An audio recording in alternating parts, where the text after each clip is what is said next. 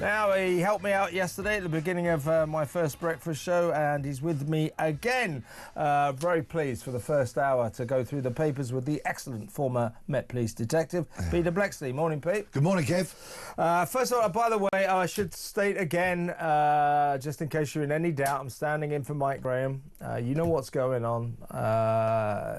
There's a Facebook investigation going on. We all have to wait. That goes for you, it goes for me, it goes for Mike. It's just one of those things. In the meantime, bear with us.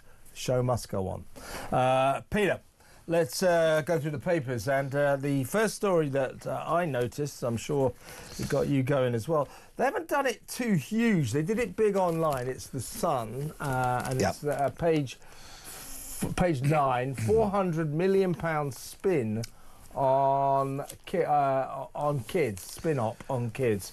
Yep. Now, this is an organisation, as I said in my monologue, it's called Migrant Help. Yeah. The Home Office funds this charity largely. So, in other words, you, me, Mr. Bleksley, everybody, taxpayers are funding this to the tune of about £60 million. They landed a £235 million 10-year deal in 2019 to advise asylum seekers and help them adapt to their new home that they broke into illegally.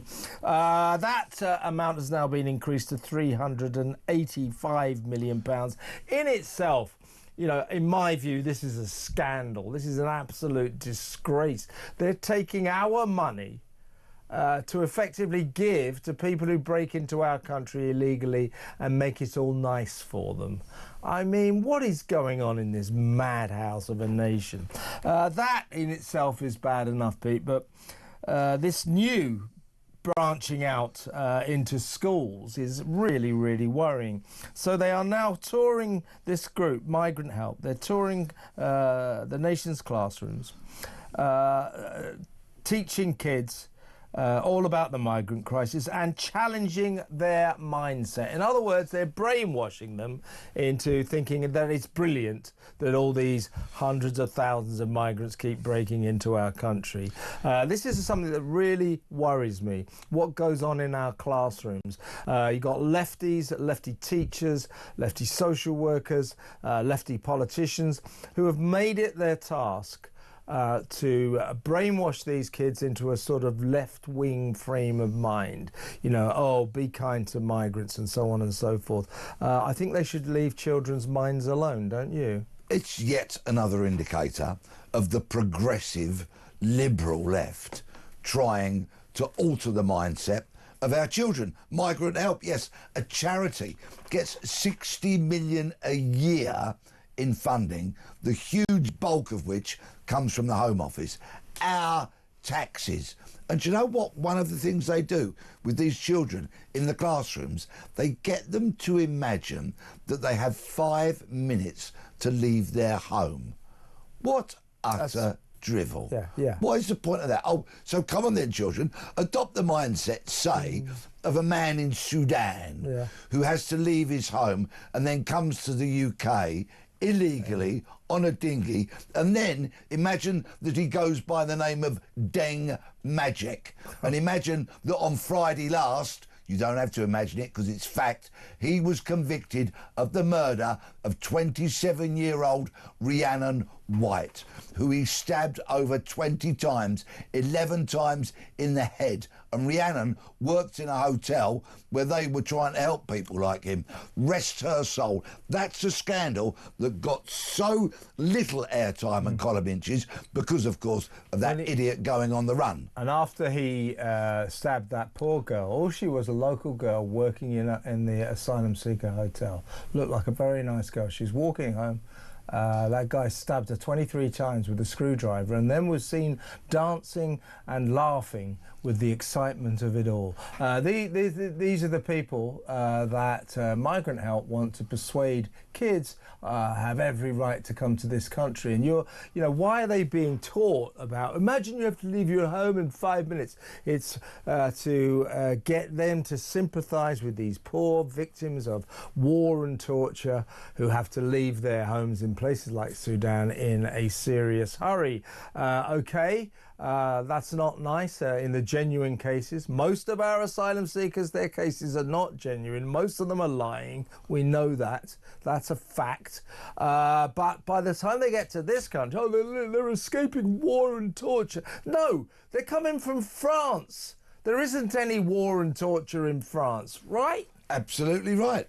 And these kids are being taught this drivel. I'll go into schools and teach them about Deng Majek. I'll go into schools and teach them about Hadush Kibatu's sexual predatory paedophile offending and then being a wanted person. I'll go into schools and warn the kids and teach them about that, because that is the increasing danger that our children are facing. Why are the protests in Epping outside the Bell Hotel completely vindicated by Kibatu's sexual offending against children and others? This is the danger. These hotels spread the length and breadth of the country, where some of these predatory, dangerous people who cannot control their urges, who cannot control their actions, are now on the streets mingling, and bit by bit, dinghy by dinghy, making the UK a less safe place to live. Absolutely. Remember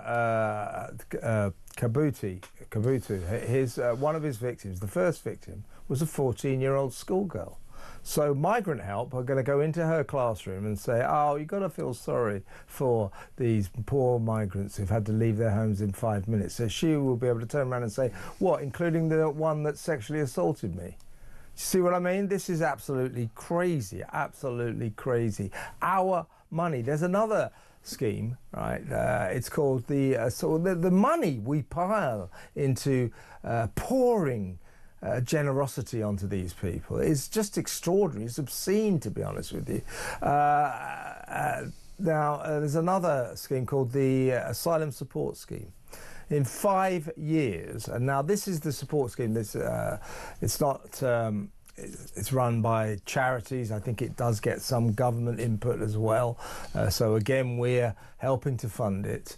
And this is the scheme that surprised them with driving lessons and trampoline lessons and days out to the zoo and the football and the cricket and all of this. I mean, why do we do this for them? But we do. Anyway, in 5 years, guess how much the asylum seeker support scheme ploughed through? £6.6 billion. Yeah. This is, we are spending fortunes on people who break into our country illegally, and it's got to stop. I mean, you know, we're a civilised country. We need to treat these people who do try to break into our country, with human decency, but no more than that.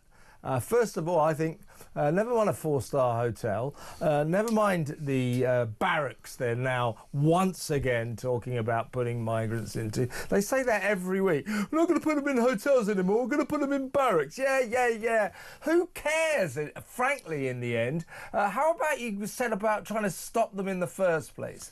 But instead of all this, instead of nice places to live for free, instead of £50 a week benefits, instead of free food, instead of free hotels, instead of free lawyers, instead of free dentists, instead of free doctors, trampoline lessons, driving tests, instead of all that, how about we put them in jail because they broke our laws? We detain them and then we deport them. Now, if that message gets out, Pete, then they'll stop coming. There is a real deceit and deception within what the Home Office are saying when they say they will place them in barracks, even if they do. Because when you and I think of barracks, I think we think of places that are guarded by troops, where troops would be kept. No. And you can't leave those freely. You need permissions and all that kind of stuff.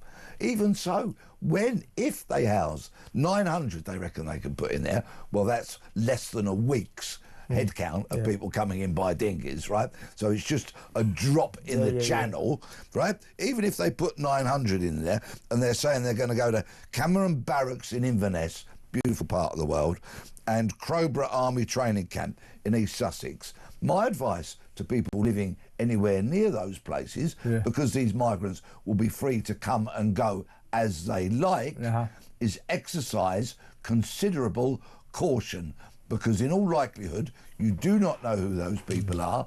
We may not know where they've come from. We may not know what their intentions are. And speaking exactly of that, your top story about this Migrant Help charity is on page 9 of The Sun today. And I would urge anybody, if you're going to digest some media today, please either pop down the newsagents or go online and read this article on page 8 the rest page of the 9 spread, 8 of and 9. The Sun. The strap at the top. The Sun investigates surge of migrant fugitives, not just illegal immigrants, but fugitives. And it exposes brilliantly in this article, well done Nick Parker, the foreign editor, of the criminals that have come in here who have been wanted elsewhere for crimes such as, you've got it, murder. Murderers coming into this country on dinghies, being fed and clothed and housed at our expense and brought into this country when they shouldn't be. It's an absolute disgrace. This place, safe haven for murderers, rapists, the worst kind of criminals from all over the world. They're coming here, they get into northern France, getting onto these dinghies, these small boats, coming across. We don't know anything about them. And all of a sudden, Pete, they're not treated as criminals, which they are. They're serious. They're like welcomed guests, aren't they? It's an absolute disgrace. And they, you know, this whole the Labour's line about, oh, you know, we're going to stop using hotels. Well, I suppose, you know, that's slightly good. You know, I don't want to waste too much money putting them in 4-star hotels with golf courses and spas. But in the end, you know, you can't say, oh, we'll stop using hotels and we'll get them into disused prisons, disused barracks. In the end, I don't really care where you put them. How about we don't let them come in the first place? It's just absurd. It is absurd. Absolutely. Prevention is better than cure, but it seems that's an expression that this lamentable government are not familiar with. But when they talk about not using hotels, where are they going to go? They're coming into our communities.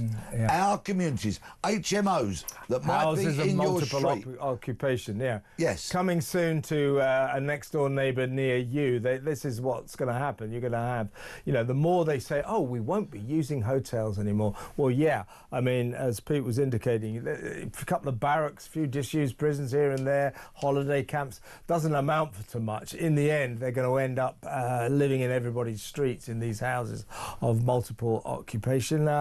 Before we move on, though, of course, the Prime Minister once again is trying to convince us that he's even remotely on top of this escalating madhouse crisis.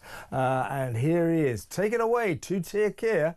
We inherited a huge mess in relation to pretty well all departments in government, and that includes the Home Office.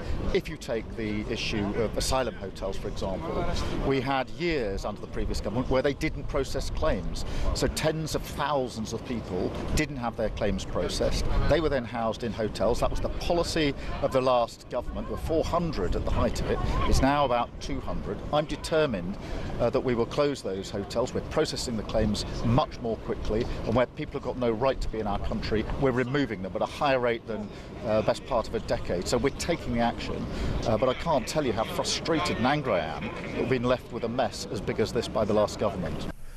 Just shut up. I'm so sick of this. Everything that ever happens, it's the Tories, the mess they left us. Lammy, yesterday, we'll do this after the break, Lammy, Calamity Lammy, the joke Justice Secretary, actually saying that the reason that sex offender, Halish Kabuti, the reason that he was mistakenly let out of jail, or the people, that's down to the Tories. It was the Tories' fault. No, Lammy, it was your fault. It was Labour's fault. Honestly, these people are idiots. Does that idiot Starmer? By the way, what's he doing in Turkey? That's yesterday. Get off an aeroplane, come back to the country and try to govern it. And stop blaming the Tories for everything. I mean, do they really think we're buying this anymore? You know, you're going to get Rachel Reeves over the next few weeks leading up to a November budget from hell. Oh, the reason I'm having to do this, the reason I'm having to break all my promises is not because I've been utterly useless in my first year as the world's worst Chancellor of the Exchequer. It's because of the Tories. You know, we're not buying this. We're not stupid.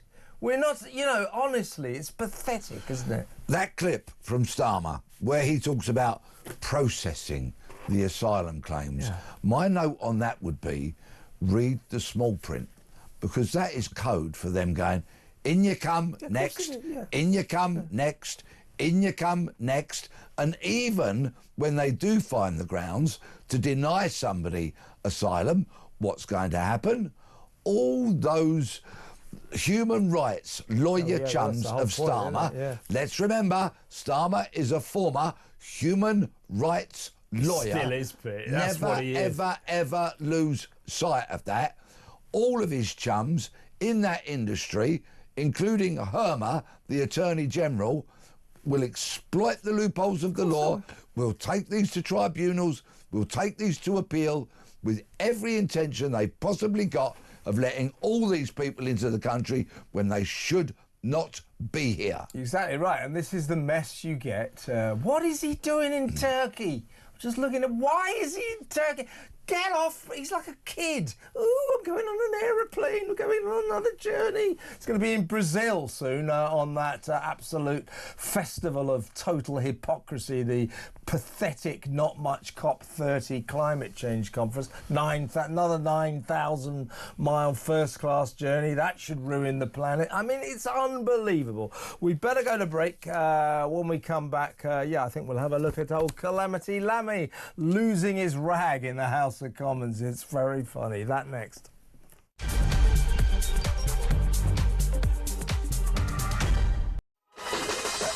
Welcome back, still with former Met Police Detective, our favourite guest, Peter Bleksley. We'll go through the papers. This is the front page of The Guardian today. Ministers warned not to scapegoat prison staff over sex offender case. With a sickening inevitability, of course, the unions have come in and said, well, you know, letting this sex offender, this famous sex fiend out of Chelmsford jail, you can't blame the prison staff who did it. Well, who are we supposed to blame then? Yes, I want to blame Lammy. Yes, I want to blame the prison minister, James Timpson. They should take the blame. Yes, I want to blame the governor, a guy called Mark Howard. They should all get seriously punished, if not lose their jobs. But don't blame the officers. Don't blame the staff who let them out. Well, who are we supposed to blame then? This is at the heart of one of the problems with this great nation. There's never any blame game. No one is ever punished for making mistakes. If you make a serious mistake, you should get sacked. So far, and I do think this is a bit of a scandal, the only person carrying the can for this is one prison officer who's been suspended. We need more people to be on the rack about this, obviously going right up to the top. You know, what about the prison governor, Mark Howard? What are you doing? What kind of a shambles are you presiding over? You can't blame him. Yeah, I can. Of course I can. He's the boss. The buck has to stop somewhere. We need to go back to that. The buck stops at the top. Anyway, let's talk about this ongoing shambles surrounding the release of Kobatu, Hadush Kobatu, because yesterday Lammy, Calamity Lammy, as we now call him, was at the dispatch box in the House of Commons answering questions on it. And Robert Jenrick, his oppo, on the Tories, the Shadow Justice Secretary, gave him a hard time. And if you remember last week, remember Jess Phillips, the laughably so-called safeguarding minister, who most victims of the grooming gang don't think she safeguards them at all. She lost a rag as well when questioned. We aren't riding in the remit of the. It's staying exactly. Completely lost her temper. Have a look at Lammy yesterday. I can tell the House that he will now be transported for deportation back to Ethiopia as quickly as possible. However, this does not change the fact that Mr. Kibatu's victims are rightly outraged about what has happened. And I'm livid on their behalf. And on behalf of the public, this was a mistake that should not have happened. The victims expect better, the public expects better, and this government expects better from a critical public service, which plays a vital role in our first duty to keep the British people safe and free from harm. Anyway, I mean, what is he talking about anyway? By the way, remember this. There's two things I want to say about this. As soon as Kibatu gets caught, they said, right, we're going to deport him. Right away. They actually said they were going to deport him today. Suddenly, it being this government, they're not quite sure exactly when he's going to get deported. But how come is it you get a sort of celebrity prisoner, if you like, migrant prisoner, like Kibatu, that the government's able to say, right, he's getting deported. Why don't you deport the rest of the migrant prisoners as well? Why don't you deport all of them? If you can do it that easily with this guy, with this sex offender, why don't you do it with the rest? What is going on there? Anyway, Robert Jenrick then tackled Mr. Lammy on this comedy of errors surrounding Chelmsford Jail. There are now record numbers of foreign nationals clogging up our prisons, more than under the last government. How many of those 262 prisoners accidentally released are migrants like Kibatu who were awaiting deportation? Madam Deputy Speaker, can the Justice Secretary give the House his cast iron assurance that this man will be deported from our country by the end of the week, as he promised on the news on Sunday? And if he fails, will he take responsibility and resign? At which point Lammy completely lost his temper and started shouting and screaming.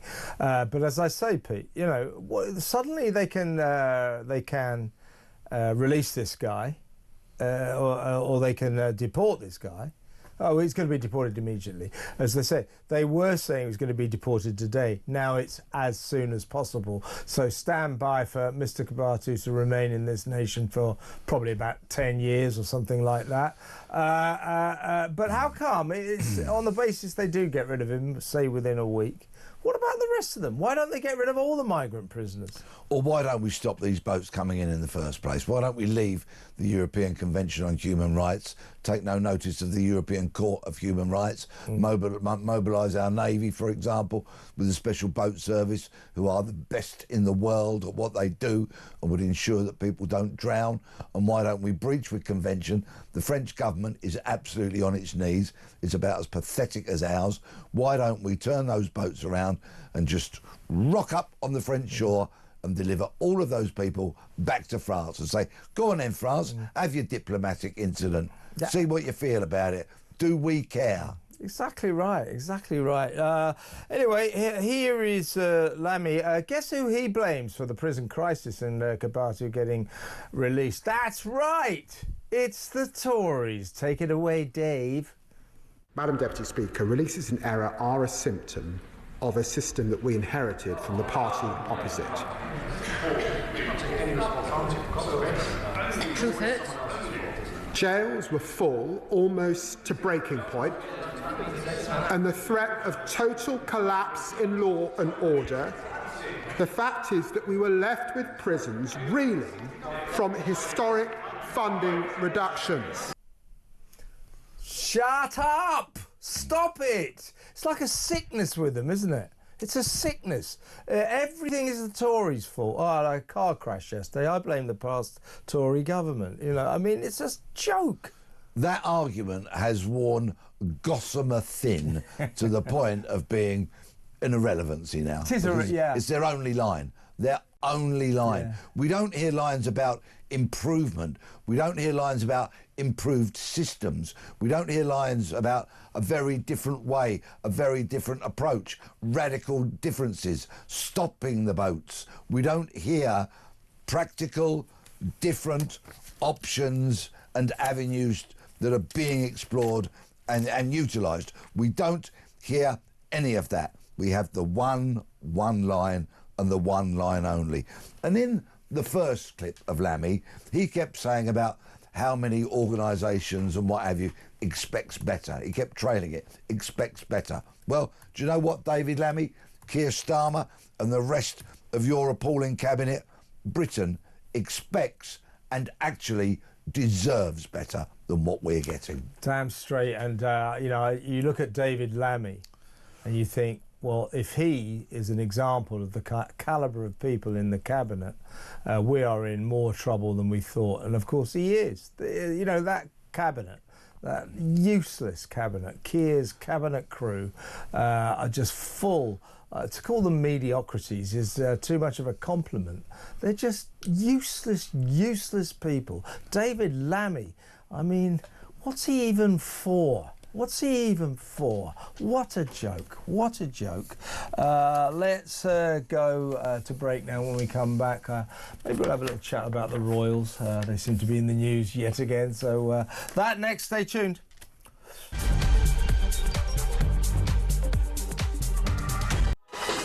Welcome back. I'm Kevin O'Sullivan. I'm still with Peter Bleksley, former Met Police detective, everyone's favourite guest, certainly my favourite guest. We're going through the papers, a couple of stories in the Daily Telegraph today, Pete.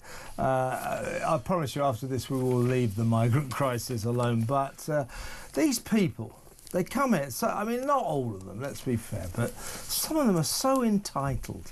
These two people staying at the Roundhouse Hotel in Bournemouth. Bournemouth has got three, I would say, reasonable to describe them as notorious asylum seeker hotels. There's this guy, Ibrahim Zouari, and Hussein Nouira.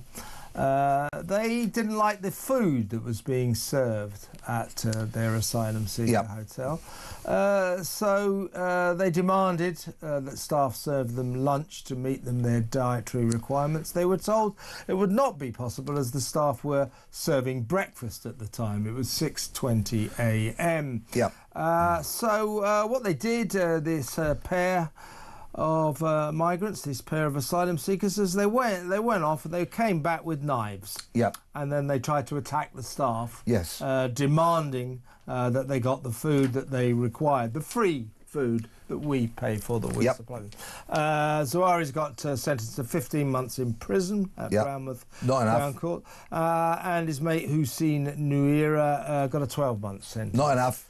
But I mean, the entitlement of these people. They come here, we put them in free hotels, we give them free food, they demand lunch at 6:20 in the morning with their special dietary requirements, and when the staff say, well, really sorry, we're kind of serving breakfast, they go off, they get knives, and they chase the staff around, threatening to stab them to death.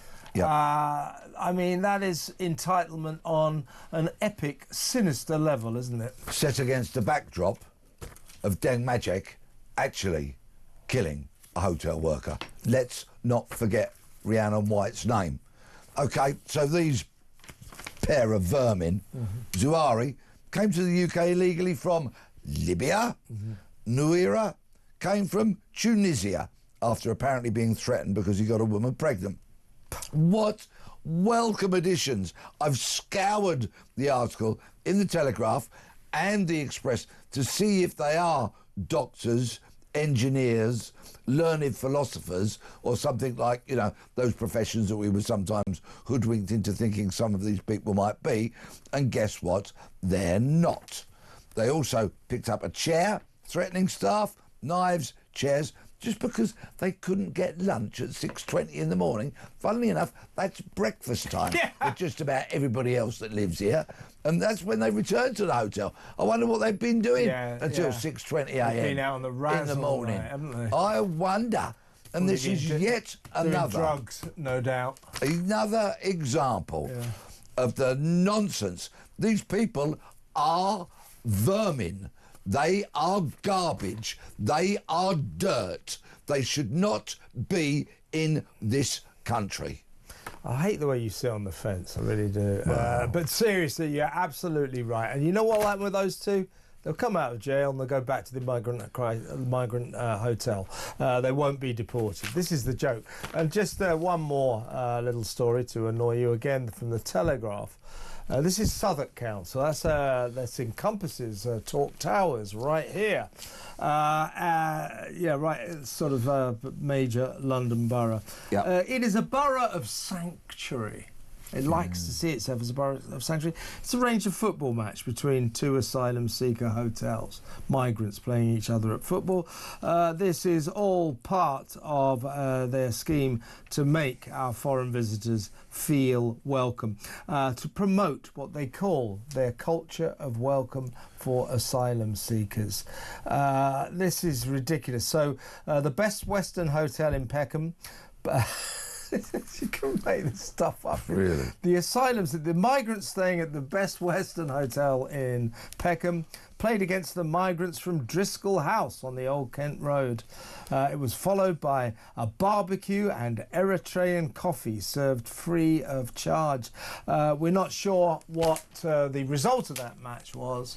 But I'm blowing the whistle on it, giving it the red card. I don't think we should be doing this. You know, I don't want to, you know, we're a civilised country. I don't want to treat these people inhumanely.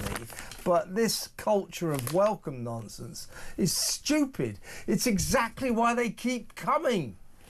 Well, actually, I can break an exclusive this morning on Talk that the BBC are in discussions to launch a new primetime Saturday night programme called Migrant Match of the Day. And they will be covering games such as this. Right? Gary Lineker is going to come back and present it. Yeah. And, Asylum Albion, yeah. Oh, come on, audience. We could have an asylum seekers league. Give us your migrant team names. Brilliant idea. Honestly, we've got to stop this. As I said, I'm not talking about treating them inhumanely. We're civilised people. But this culture of welcome nonsense, 6.6 billion on, you know, driving lessons, trampoline lessons, going to the zoo, going to football matches, cricket, days out, and you know, football matches and culture of welcome. It's got to stop. It's why they keep coming. This country is full, literally full to capacity. Our infrastructure is creaking at the seams. We cannot carry on like this, and the culture of welcome nonsense and football matches and trampoline lessons got to stop. It's got to stop. I'll tell you what else has got to stop is Sarah Ferguson scrounging. Fergie. Well, we got the Sun here somewhere, haven't we? Yes. Costmore Cottage. This is all based around the fact that Prince Andrew, who with his ex-wife Fergie currently shares the 30-room mansion Royal Lodge, you know, in the sort of shadow of Windsor Castle in Windsor Great Park. It looks as if he may just about have finally agreed to leave and move into Frogmore Cottage, which was spruced up by Harry and Meghan to the tune of £2.4 million when they moved in 2019. In order to agree to move, this awful oaf, this lying oaf who pretends that he didn't sexually abuse Virginia Giuffre on 3 continents, if you believe him, I've got some swampland to sell you in Florida.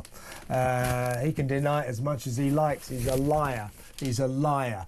Anyway, here he is. He now wants us, in effect, to spend more money doing up Frogmore Cottage some more, so that he can move into it. And then, meanwhile, his bloody wife, Sarah, or his ex-wife, Sarah Ferguson, the world's worst venal scrounger, who basically lived off paedophile Jeffrey Epstein for years. He gave her millions of pounds. She is demanding, she doesn't want to live with Andy anymore, don't blame her for that. She's demanding Adelaide Cottage, which William and Kate and their kids currently live in. They're about to move to a bigger place. So she's demanding that. Now, I can just about, through gritted teeth, accept that the King's brother, we can't exactly make him homeless. But her? His former wife? I mean, it's about time, isn't it, that we told this awful redhead, listen, darling, you're on your own. Get out there, get a job or something like that.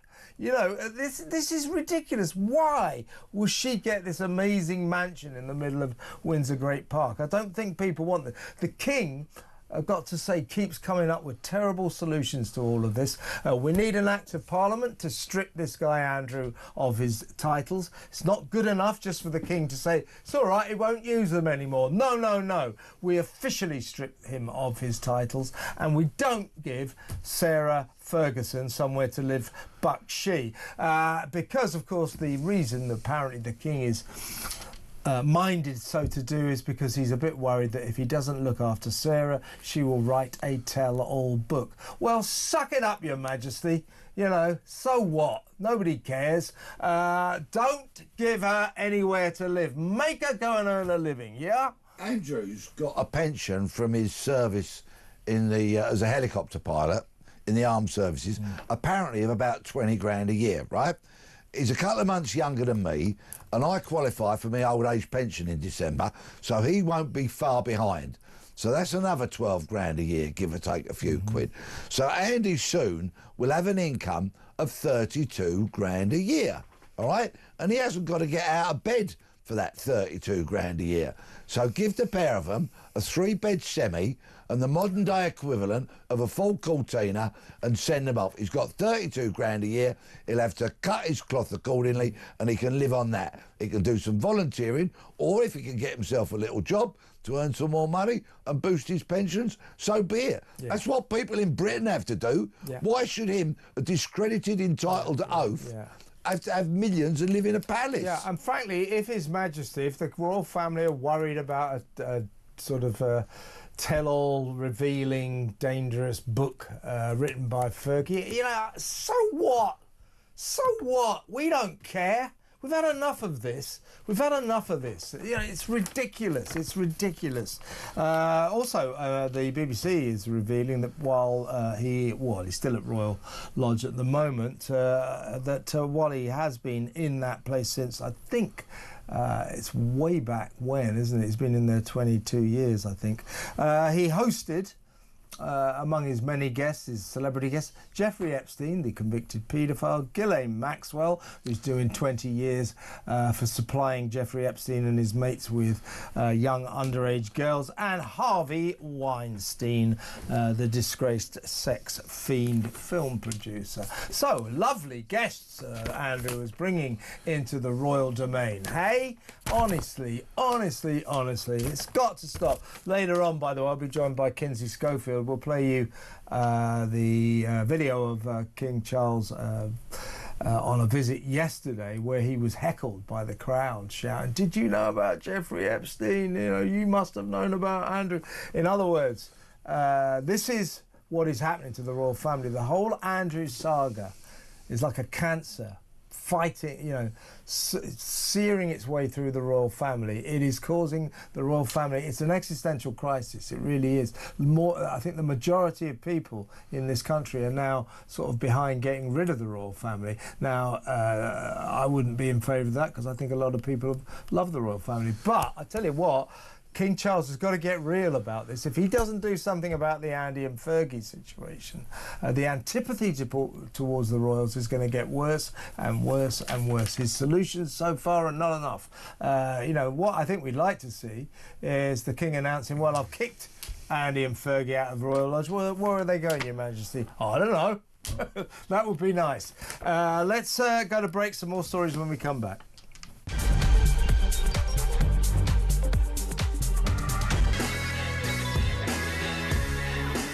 Welcome back. Quick text. This is from Michael. He lives next door to the Barbican Thistle Hotel in London, which is the migrant asylum seeker hotel with the highest crime rate among its inmates in all of Britain. So long-suffering Michael says, Kevin Peter, why can't they deport all the illegals from our jails? He says, Michael, living next door to the Barbican intake. Well, that's exactly our question. Suddenly, Hadush Kabatu, oh yeah, we're going to deport him. What about the rest of them? Why is it so easy to deport him, but you can't deport the rest? You know, what have we got? 80,000 prisoners in this country. About 12,000 of them are foreigners, many of them illegal migrants. You know, you go, oh, the jails are so crowded, we're having to let out murderers and rapists and gun gang drug dealers and all this kind of stuff. Well, why don't you, instead of letting out all these very dangerous criminals, why don't you kick out the migrants and send them back to their country like you're doing to Hadush Kabatu? It's a good point. Quick voice note. This is Matt on our friend Kabatu. Morning, Kev. Matt in Hove here. So, this illegal Ethiopian migrant that was on the loose over the weekend is now back in custody. And earlier today, it said he's going to be deported today. And that's now changed to any time soon. Well, what's the betting? Some fluffy little woke left-wing human rights lawyer has got knee-deep in his case, and he's going to say to the judge, oh, he's going to get persecuted back in Ethiopia because he was on the run for the weekend and everyone was looking for him. What is the betting? A human rights lawyer to let him stay here. Absolutely sodding sick of this country. Matt, you're exactly on the money. Don't expect Kabatu to be deported anytime soon. I bet you're right. I bet you there are human rights lawyers crawling all over him right now, and the government won't be able to get rid of him. But if they do, I want to see them get rid of more. If it's that easy to deport migrants, get rid of this guy and get rid of the rest. Right, very quickly, Pete, before we go to the COVID inquiry, has cost £192 million. It's coming in at the cost of £160,000 a day, and it won't examine whether or not we should have had lockdowns. What's the point? And £110 million of that money has gone to, guess what? The lawyers. No matter what the day, no matter what the case, the lawyers always get richer. Ain't that the case?